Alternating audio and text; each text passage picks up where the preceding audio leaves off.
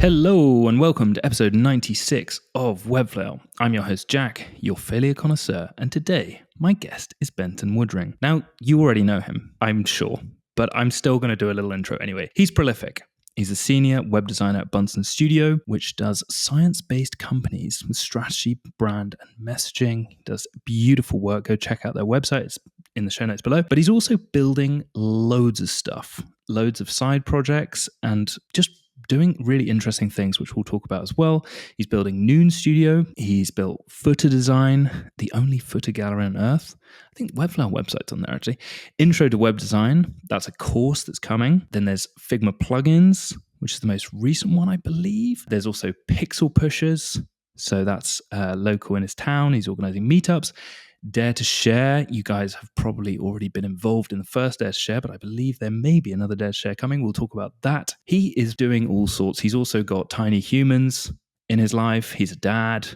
I don't really get how this guy does everything he does in the same 24 hours that we all do, but it just goes to show you can do all sorts of stuff in life. But has it been easy?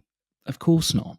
You know, you can't be this good and prolific and stuff without actually going through a bit of breakage on the way. So the failures that we'll discuss today are not asking for help, scaling his studio, and allowing work to take over his life. What an intro. Benten, welcome to Webflail. Thanks, Jack. I'm excited to be here. I'm just like, what the hell this guy has got? He must be an octopus. What's going on? I was researching you for the last few days and I'm like, there's a lot going on here that we need to discuss. But before we get into all of that stuff, tell me about your relationship with failure. Oh, man. I actually had a hard time narrowing down to just three. Like you probably saw in the show notes, I was starting to write out other ones. I had to just narrow it down to my three favorites. Failure is a huge part of my life, I think. It's like if you try to do a lot of new things, you're inevitably going to fail, especially when you're doing things you're not as experienced or familiar with. But I'm somebody that likes to take a lot of risks and try new things. And the best way I learn, and I'm sure a lot of other people do as well, is through failure. Like I'll learn a little bit if I do really well at something, but if I fail really hard at something, I will remember that forever and make a lot of adjustments as a result. So I think it's one of the best learning tools out there, honestly. Yeah, it's one of the best learning tools, but it's also quite crushing when you fail as hard. Like as much as it's like the biggest learnings come from the biggest failures to a certain extent, because it's like seared in your memory of like, oh, I cannot do that again. Or the biggest lessons maybe. Like, has there been times when you're just like, ugh, what's the point? Because you've tried so much stuff and there's been so many things that to, greater and lesser extent have worked and haven't worked. Like, has there ever been times when you're just like, what's the point? Oh yeah, for sure. They're like, even like we'll talk about working with Noon Studio and like where to take that. I have a pretty fresh failure actually from yesterday, so we can talk about that one a little bit. But yeah, where sometimes you doubt yourself a little bit, like, is this what I really want to be pursuing? And for me, I have to revisit kind of like I have a list of like why I'm building these things to help guide me. And for me personally, it's like to have like freedom of time and be able to do what you want and spend more time with family and be able to like build something in the way that you want to build it and have like full ownership over it. And those things are really important to me. So when I have those kind of days, I have to revisit my end goals, like remind myself why I'm building these things. And that always helps me kind of get back into things. Yeah, I recently saw a tweet which links to this. You were like, build awesome stuff for great clients with your friends. And I thought that was a really nice way of like summarizing you kind of in a nutshell. But I'm sure there's like intrinsic reasons for doing things and then extrinsic reasons, and your family are obviously a big part of your life. So how do you juggle your time? Like, let's go through the average day. You're waking up 3 a.m, 4 a.m? What are you doing? Well, I'll start by saying that launching Noon, I've had to make some sacrifices, and that I've done this before with like working full-time freelance and trying to build things. So I've had to give up some things, unfortunately, at least to some degree. Like I used to ride my road bike all the time. Like last year I did over 6,000 miles, and it was a lot of just early mornings, and it was a great way to wake up. but it's also really time intensive. So I've had to dial that back a little bit. So most days I'll get up pretty early. Like this morning, I was up at 5, did some work early this morning. Typically, I do my freelance in the mornings before the day job. So anywhere from, start at 6 or 7, work until about 9, then start the day job. And I'll do that until about 5 or 6, and then spend some time with family. So that's, dinner and get the kids to bed. If I really have a lot to do, sometimes I'll hop back on later in the evening, but usually I'm not super productive in the evenings. Most of my big blocks of work outside of the day job get done on the weekends, so Saturday and Sundays. And on especially busy weeks, it'll be 2 full days, but I've been trying to just only work Saturdays if I can, because you need a day to like kind of rest a little bit before you hit the ground running again. So honestly, I do work a fair amount, but I'd say my hours are probably, 60 hours a week, including 40 hours at the day job, which is not horrible. Once I start to go beyond that a little bit, it gets a little tiring. So I try to limit my hours as much as possible. Yeah. A friend, Matt Evans, said that kids were the best. They're better than any like timekeeping app or anything. Like they are the best forcing function to get work done when you need to get it done, which seems like a bizarre reason to have kids. I'm not sure that's what he's implying, by the way. But yeah, I get that you kind of need to be time blocking and manage your time quite carefully in order to do the things that you want to do. Just so people, might be a little bit confused listening to this, the day job is Bunsen, right? So you are senior web designer there. You're working with Devin Fountain and other people, and that's like your little tribe of absolute machines, just small gang, but doing a lot of work really well. Is that fair? Yeah. We have an amazing team. We're small and scrappy, but we get to partner with a lot of really cool designers and like motion designers, developers. We've got a pretty amazing team, and the type of clients we work with are pretty incredible too. Just the level of like the technology and sophistication that they have is insane. So, and they're doing work that like is literally changing the world, which is a big reason why I joined in the first place. You get kind of tired of doing, another SaaS product or like a Web3 website. So it's really cool to be able to do work that is making somewhat of an impact. Yeah, I was going to ask you about this because it strikes me that you and like everyone in that studio could be doing freelancing very, very successfully. They could just be freelancers. And you guys have obviously, you obviously gel together. You obviously have different skill sets in that. You all seem pretty solid generalists, but, everyone's, I guess, learning from each other, growing, developing together. But like, why did you choose to join an agency out of interest? Yeah, I've always loved agencies. I originally started as a freelancer. That's how I learned design about 9 or 10 years ago was when I first got into it. But I've always enjoyed agency work just for the variety. You get to work with a lot of different clients, get to do different work. And I've since niched down into web design only. But yeah, I've actually never had a truly in-house position, and I think I kind of like it that way though, having the variety with agency work. And yeah, it's different every single day, which I like a lot. Yeah, it's just I always find it interesting because a lot of the time people are like, freelancing's the way. You get to choose who you work with, you get to charge as much as you want, you get to live and go to Cancun and work on the beach and stuff. They don't need to be American, by the way. I don't know why I did that accent, but I think maybe it was just the most recent video I've seen. Anyway, what I'm trying to say is that it's quite refreshing to hear someone like you who's just like, what, actually agency life really suits my needs right now. I guess you've got a family, so having consistency of income is really important. You're working with incredible people, and probably your work as a result is like raised, because I think sometimes freelancers are kind of siloed, thinking this is the way we should do things. It's like, this is the way who should do things. Like, what? So yeah, I just think it's important to like highlight that in this little intro bit. Can I ask you about all these different side projects though? So you're freelancing. When you say freelancing, is that for client work, or is that like freelancing as in I'm working on things that are community based, or also just like product based that may make income down the line, or kind of talk to me about that. When I say freelance, I guess I include both of those. So Noon Studio is all client work. So we're doing web development and web design and animation for a lot of clients. So that would be included under there. And then I guess I kind of use it as like a catch-all. Definitely side projects are in there. They're not generating any income yet. Hopefully they will in the future at some point, at least one or a couple of them. That would be great. But yeah, I fell into the side project world. I think it's probably been eight months now, when I had an idea for like a footer inspiration website. I was looking for one. I had a hard. I've always been terrible at designing footers, and was looking for some inspiration. I was like, oh, there's no footer inspiration website. Like, how is that a thing? And so I just like threw a tweet out there. It's like, does anyone know of one? And everyone was like, nope, it doesn't exist. And so I just asked if anyone wanted to build it, and that's how Devin and I got connected, and also Matt Cram, who helped us build and launch the site and maintain it for quite a while. So that kind of like threw me into the world of side projects. I never understood the value of them. I always thought they were kind of a waste of time. I'm like, I don't want to sit down and do more design work after I've been designing all day. But it's actually been really refreshing. I've met a lot of new people, built some fun projects. My network has grown quite a bit as a result, and I've learned some things. So it's been a lot of fun. They've turned more into hobbies really than anything else. And it keeps me sharp, I think. And sometimes if I'm like not sure what to work on in the morning when I first start my day, I'll just jam on an idea for one of my side projects. And that's like my warm up for the day. And it kind of gets things moving. God, that's so interesting. It's like a kind of morning workout before you actually do your day job.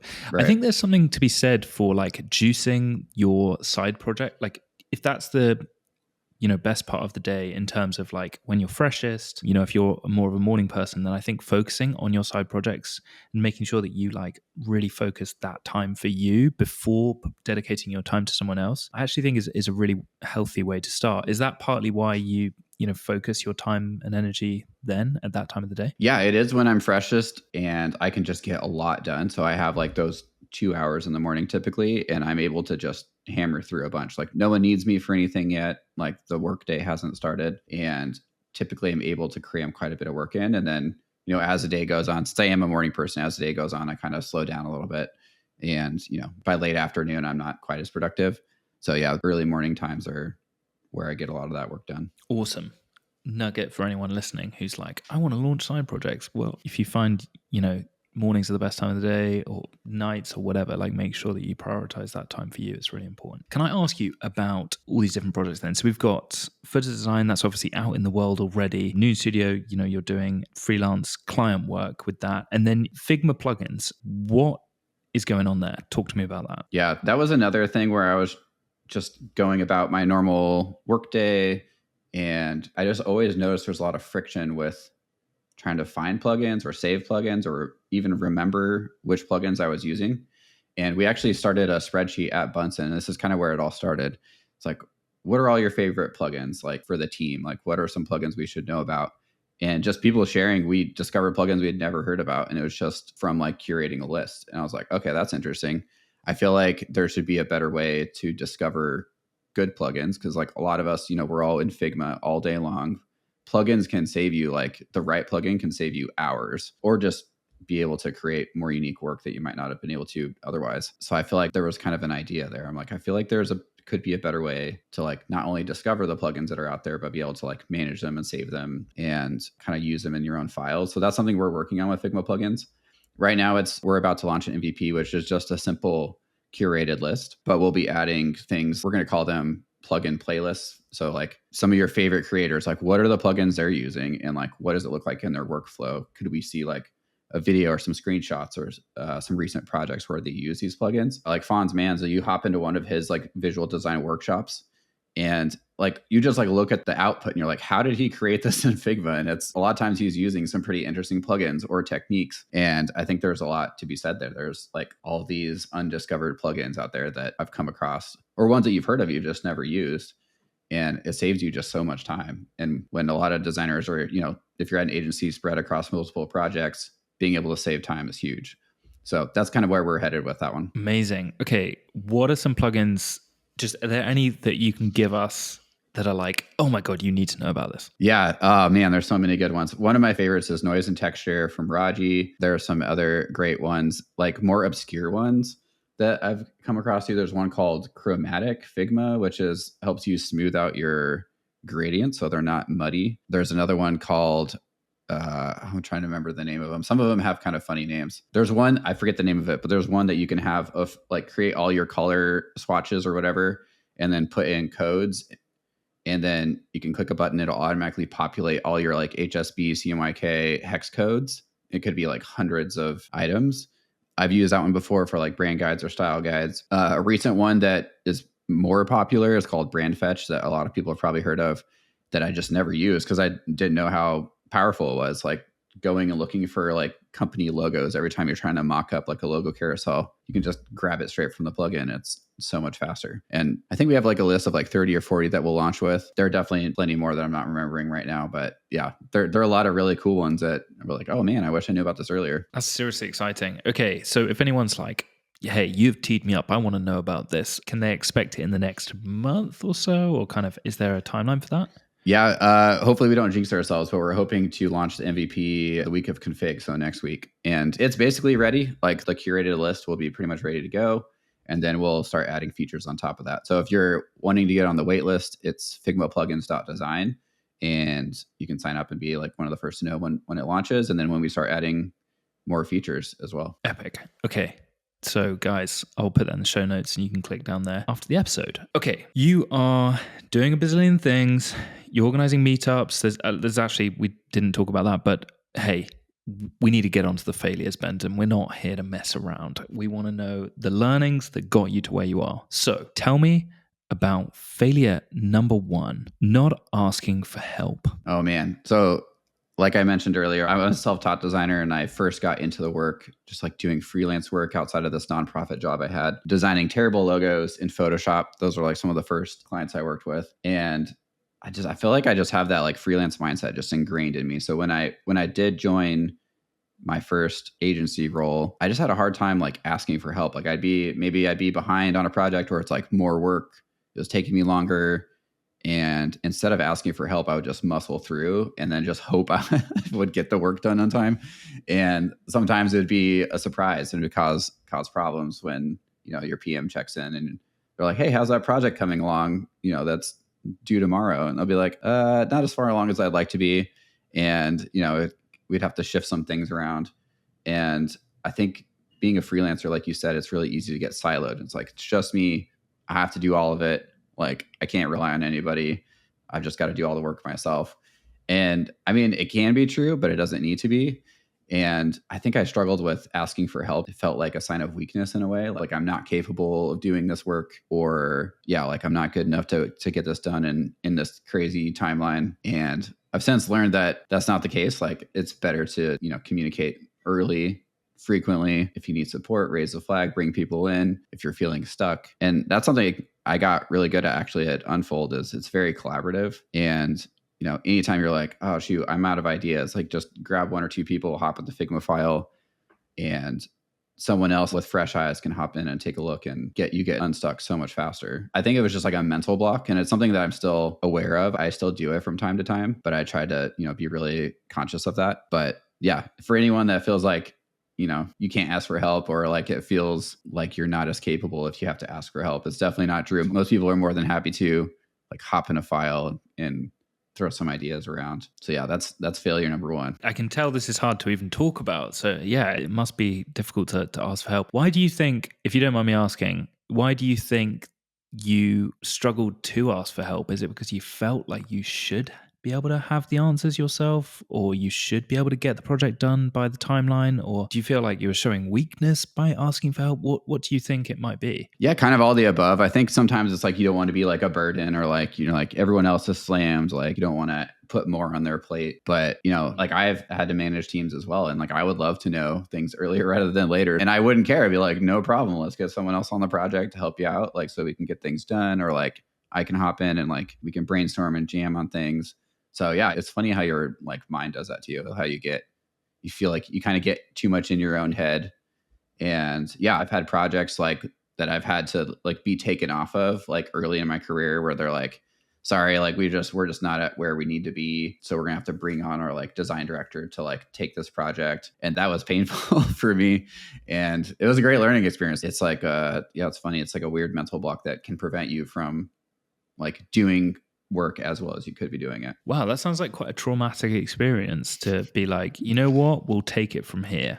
And it's right. like, bang. Okay, we're not going to explain, how you could unlock different ideas, or, maybe there's not enough context for you to be able to do the project as well as you could if you did have that context or whatever. It's just like, you know what, sit down, mate, we'll take it. And that sounds like that experience has been really influential for you, 10 years later or whatever. And you're still like, oh, I can't, it's like this weird monkey on your shoulder, maybe. I don't know. Is that fair? No, yeah, it's totally fair. It really just comes down to communication. And like, instead of, like keeping it all in and like hoping things will work out, it's better just to raise the flag like early and often. And I've gotten a lot better at that. Is anytime I'm like, hey, I think I'm running a little bit behind, like here's where I'm at. And everyone obviously appreciates, like, you can never over communicate. Like, it's literally impossible. No one's going to be like, hey, stop giving me updates. Especially when you're working on teams. Like, it's very much a team sport. And, everyone's there to support each other, and it's good for everyone to be in the know too, so we can get things over the finish line. Yeah, definitely. We've talked a lot on the podcast about people struggling to, raise red flags early with clients. Like, say, I'm not going to get this done by the deadline, and the earlier you can have the difficult conversations, generally the less difficult the conversations are. But it's interesting that you're talking about this in the context of talking to your own teammates. And you'd think of them like teammates, as in like they wouldn't mind, but there's still a little bit of a blocker to be like, oh, I really don't want to just ping him a WhatsApp and just be like, can we just jump on a call for 10 minutes? Even though that seems like way lower stakes, it's still like a really difficult thing to do. So I think it's really nice to know that, someone that's like doing a ton of side projects, and maybe on Twitter, you see someone like you and be like, oh, I'd want to emulate this person, that you're still like, I really struggled to just talk to my mate about like, some different design directions. Like, that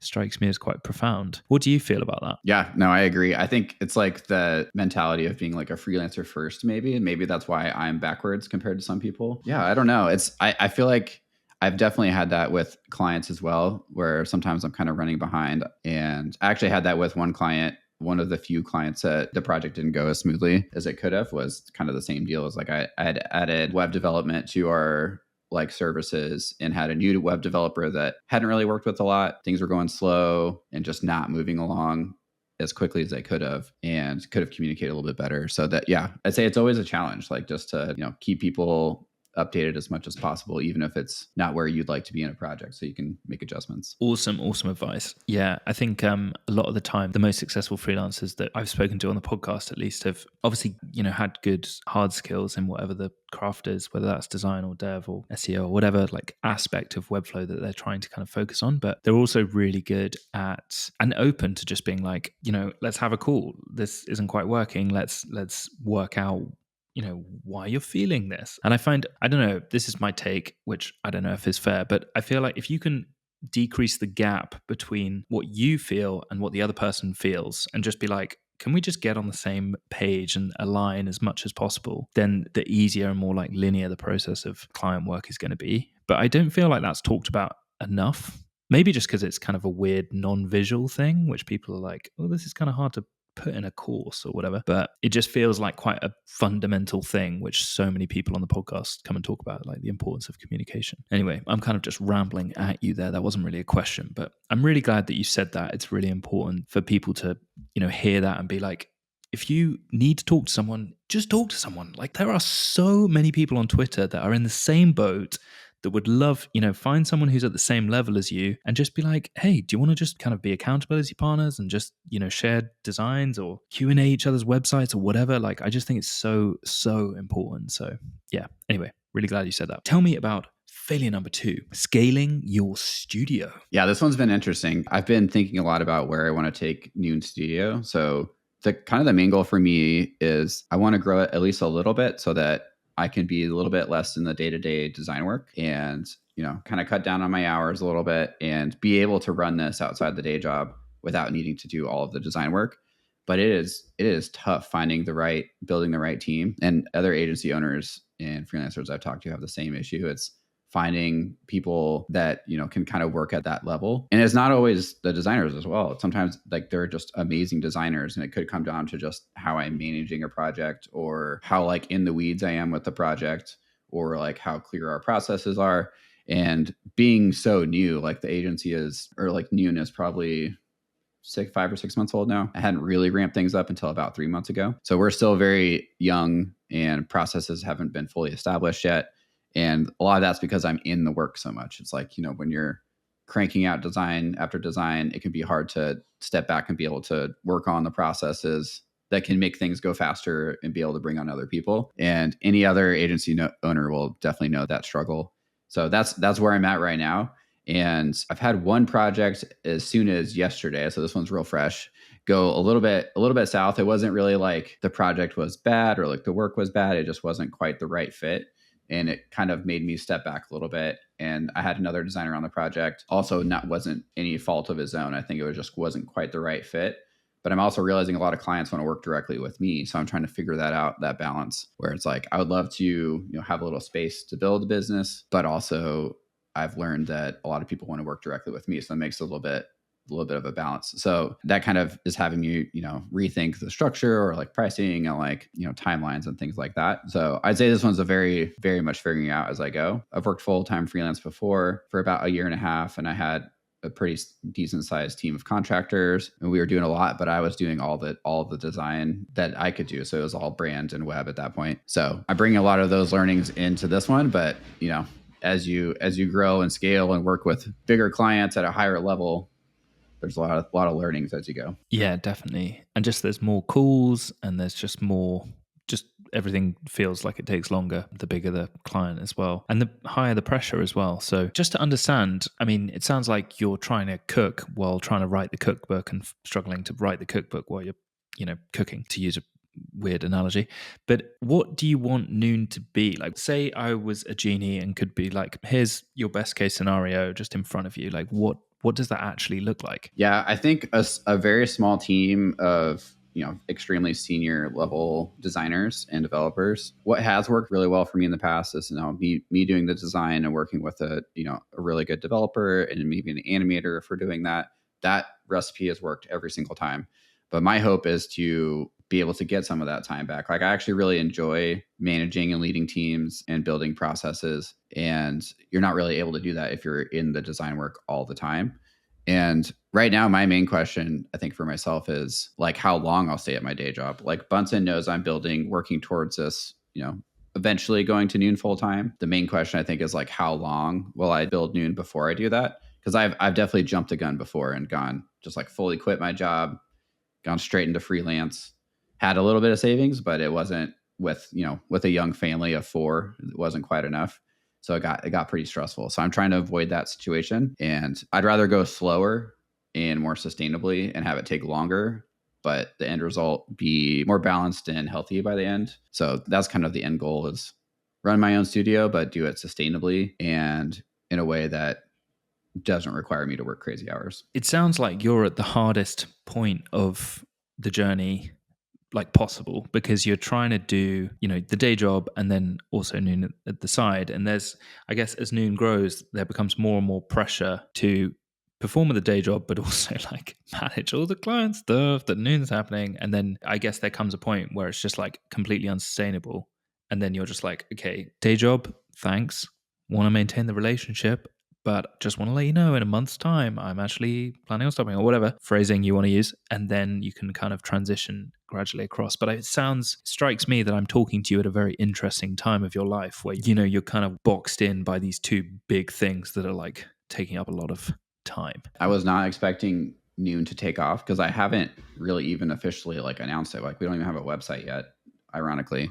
And it's just all been kind of word of mouth, and started putting some feelers out there, and it's just all come crashing in. So yeah, it's been interesting. And like, I'm very transparent. Like, that's really important to me. So like, all my clients know I have a day job. Like, that's why it's actually called Noon Studio, is if a client needs to take on a call, it's usually over lunch, my lunch break. I just wanted that, like, I want it to feel like less serious. It's like, I want to do this for fun. Like, I want to take on really cool, interesting projects, like not every single thing, ones that are actually worth it for me to put in those hours outside the day job. So yeah, that's really important to me. And so transparent with the clients. Bunsen knows I'll eventually like taper off at some point in the future, and they'll know like very early. That's like a very open conversation that we have and check in pretty regularly on. So yeah, it is a lot to balance. I have reached kind of a crux where it's like, which direction do I want to pursue? Do I want to stay small, like with just a handful, like I'm the primary designer, or do I want to continue bringing on other people, which brings on its own challenges of, leading and managing projects and creative directing while also doing all these other things. So lots to think about. Oh, man. Okay. I'm definitely not the right person to talk to because I feel like this could turn into a really interesting, like, kind of strategy session. But frankly, I don't really know either. I have a very weirdly similar scenario. Not that I'm anywhere near like the same pressures of you. I don't have kids and things, but I feel like it's a bit bizarre to be like trying to build Webflail and trying to kind of almost build like a mini media like site, I guess. Like, I'm trying to think about partnerships and be like, do I even want partnerships? And is this even worth my time and whatever? And then also like try and, do the agency work. And I'm like, what am I doing? Should I just quit one and, fully commit to Webflail? But then I've also already tried that and completely failed at trying to like do that full time and just not being able to support myself. And then I'm like, fuck, I've got to go back to work. So yeah, I feel you. It's a difficult situation. I don't know if this is fair to ask you, but do you have like a kind of, okay, now it's noontime. Like now I need to fully go in. Do you have a very clear idea of kind of what that success metric is to then be like, I need to jump? Yeah. So my goal this year,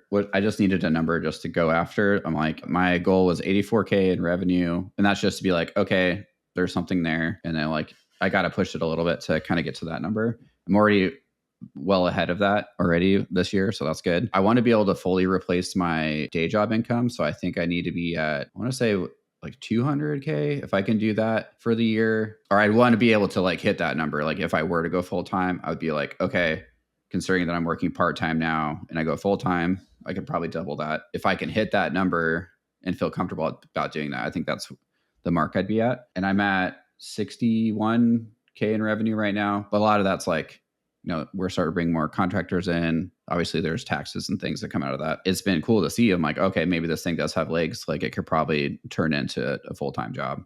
So I think my initial thought, or like what I've been planning on, is like wait till the end of the year, see if I can like sustain this for, 7-8 months and kind of see where I land. But yeah, I think it's just like a really interesting to just kind of see like where it's been going. But that's the plan right now, is like make it to the end of the year, look at the numbers again, see how I'm feeling. And the nice thing with Benten is like I could just slowly taper off. I don't have to just, I'm not going to just be like, see you later. It'll be more of a slow taper, which will also help as well. Yeah. I mean, I was going to ask you about that. I think when people think about building an agency, people think, okay, you got to get clients. Or even as a freelancer, you got to go and get clients. But actually, I think what's kind of an interesting model is to partner with different agencies and almost treat them as like the lead pipeline. And instead of trying to get like individual clients from all over, you might actually have like collaborators where it's like mutual benefit to, obviously you work together. And it sounds like you've got a really good relationship with them already. So maybe that would be a good way of kind of working through just managing time, contractors, making sure that there's kind of a revenue stream and you can predict your income a little bit better. But I mean, obviously, all this stuff already. I just think it's interesting for anyone that's listening that's like maybe thinking about a studio and how to manage it. Potentially there's mutual partnerships within the Webflow community that you can foster so that, you can kind of not necessarily earn the big bucks of working with a client and taking that whole pie yourself, but kind of manage your workflow a little bit better. Do you have anything to add to that point? I'm sure you've got a bazillion thoughts going on right now, but what are you feeling? I'd say it's just, as anyone knows, it's tough to run a business, especially like on top of a day job. Like day job is my number one priority right now. Like it has been and it will be. And, that's my primary focus. Like I'd rather grow slowly and have it be sustainable. But yeah, it comes with a lot of challenges. So I'm relearning a lot of lessons that I've learned from previous, like building a team. So yeah, it's been, I think I definitely am like at a crux. It's like, there's a lot to think about. So very, very much in progress. Yeah, at a bit of a crossroads. Speaking of, tell me about failure number 3, allowing work to take over your life. This one's painful. So yeah, I think it was 2017, I worked at a corporate events agency and decided I was going to go full-time freelance, just fully quit my job. We sold all our stuff and started just traveling full-time. And there was a lot of change.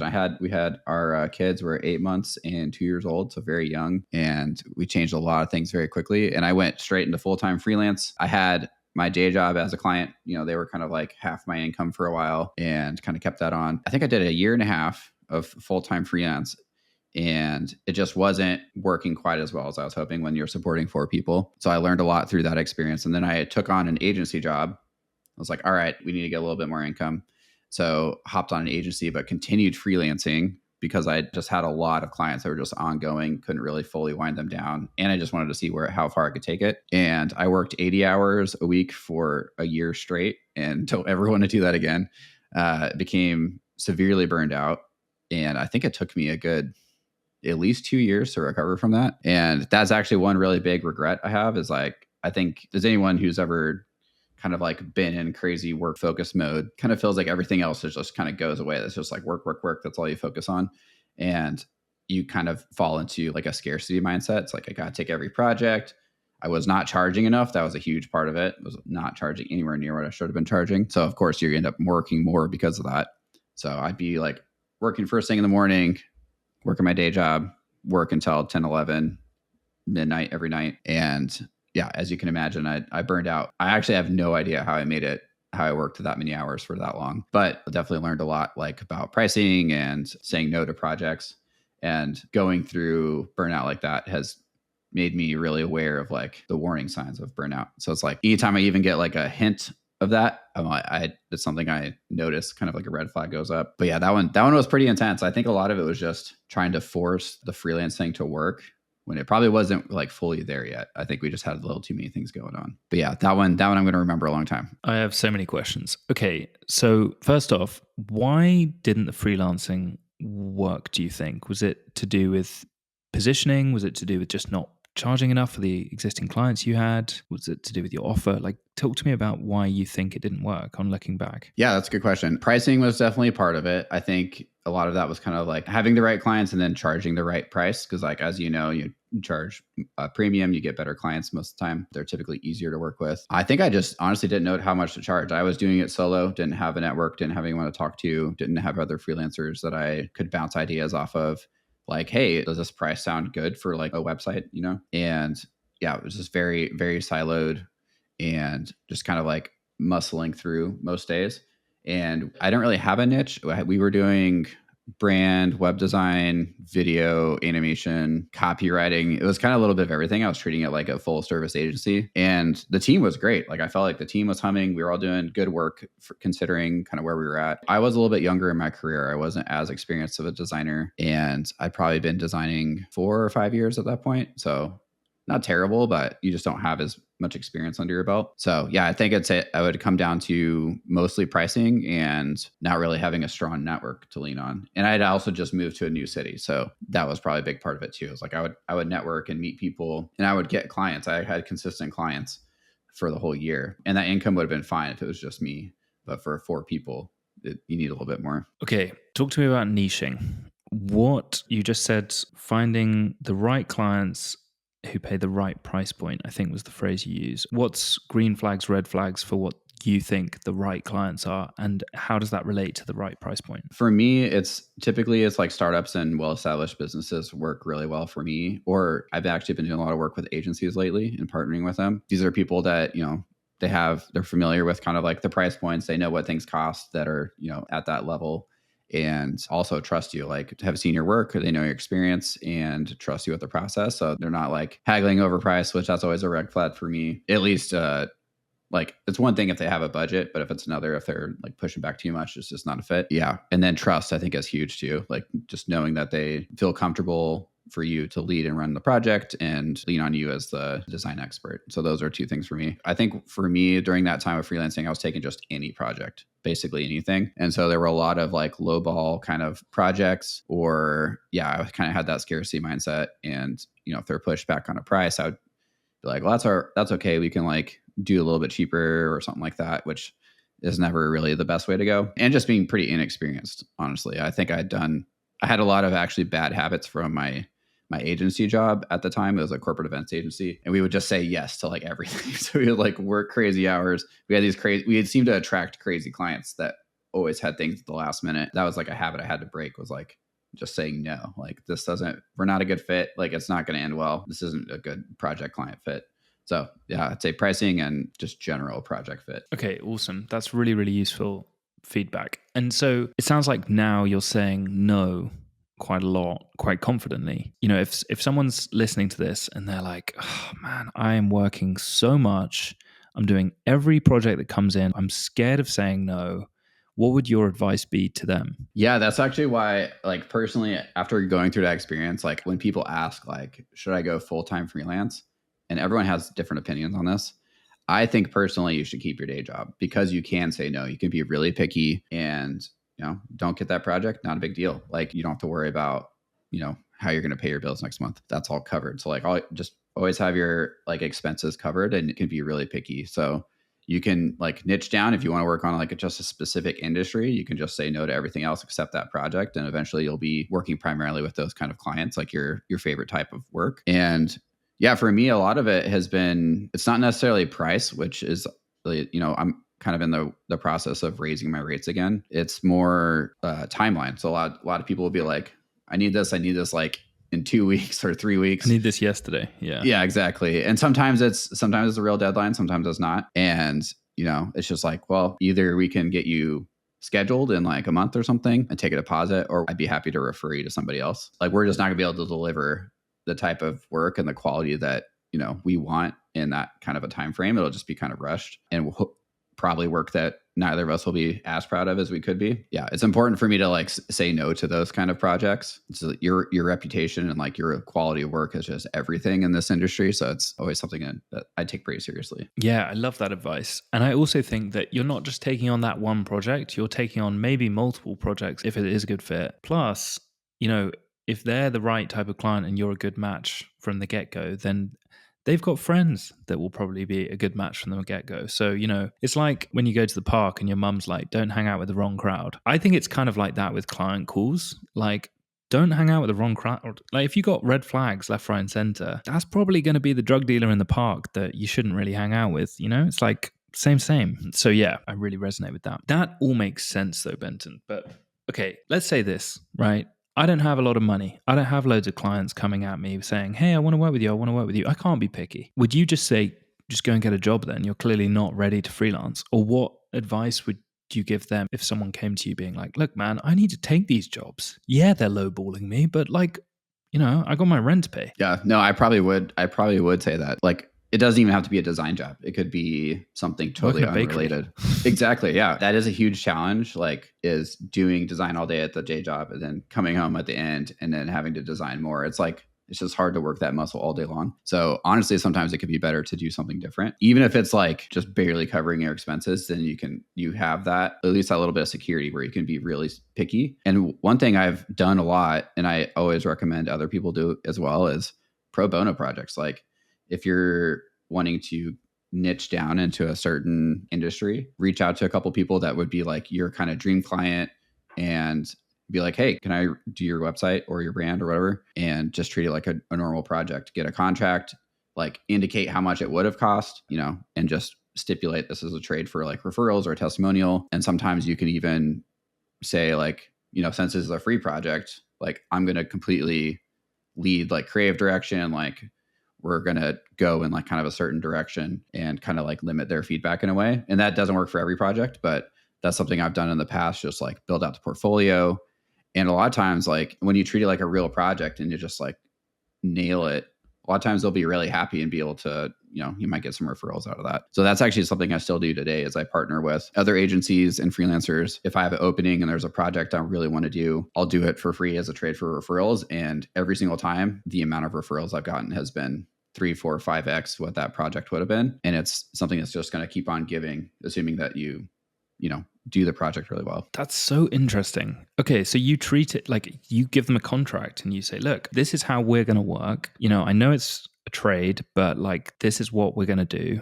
And I want to treat this like a client project. I guess what you're doing by doing that is kind of training them to be like, look, you need to be as into this as me. Like, I need you to cooperate for this to work. So I guess getting them to do the formalities a bit. It's almost like, saying, don't have your phone at the table. Like you're just saying right at the start, like, here's how we're going to play this game, which must really help. That's amazing. Yeah, when I've done pro bono work, I've had a similar experience where if you do like a really good job, because they're not expecting it when it's pro bono, I think, then they're so keen to refer you.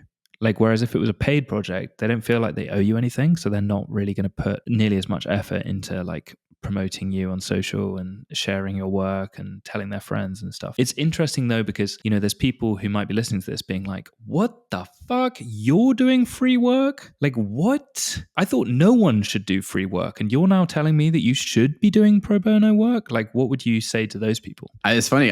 So I work with Devin Fountain a lot, and I've learned a lot of just the way he runs his business, and I've just picked up a lot of things. And that's something he actually does. He did it with me, you know, with intro to web design, my course landing page.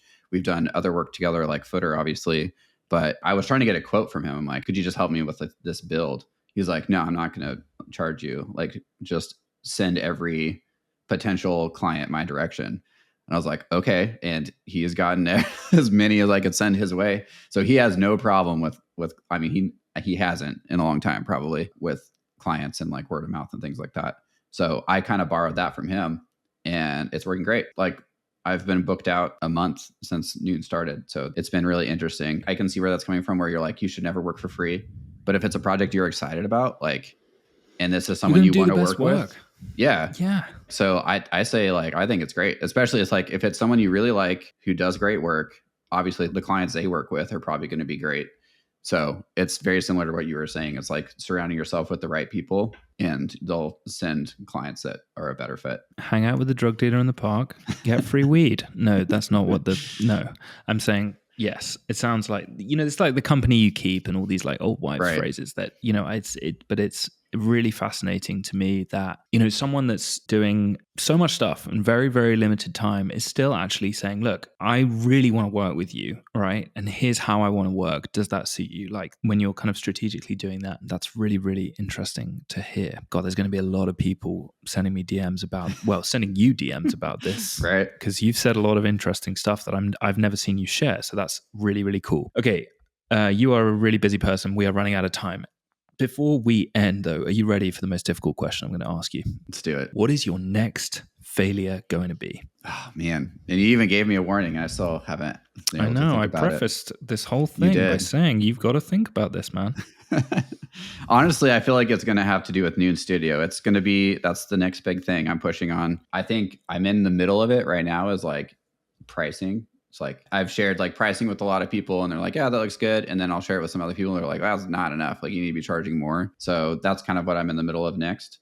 I think my next failure will probably be, I think it'll be saying yes to the wrong client. I've actually had a couple recent ones that weren't quite a good fit that I said yes to anyway. While that's something I'm aware of, sometimes I'll still say yes. I think actually one of my, or it could be, you know, as we're building these teams, hiring is really difficult. Even like being able to build the team that is just at the caliber you want, that's hard. But then managing it and making sure you're in the weeds and everything also is tough. So I think it'll probably either be saying yes to the poor fit or one that's not quite the right fit for a client, or, you know, mismanaging a project. So those are two things I'm going to be keeping an eye on, because it is a lot to balance with a day job and being able to run both of those. So those are two things I'll be keeping an eye out for. Yikes. Yeah, that sounds insanely stressful. And then bedtime, you know, with kids and meals and bathing and all of that stuff. I don't get it. Well, I'm glad you've got a clearer idea of what lies ahead for you, and I'm sure you'll be able to manage it and take it on. And even if you don't succeed the first time, I'm sure it'll be, you know, incredible lessons, so that you can come back on the podcast and share pearls of wisdom again in a few months' time. But thank you so much for coming on the podcast and sharing as vulnerably as you have. You've been an incredible guest. Thanks so much, Jack.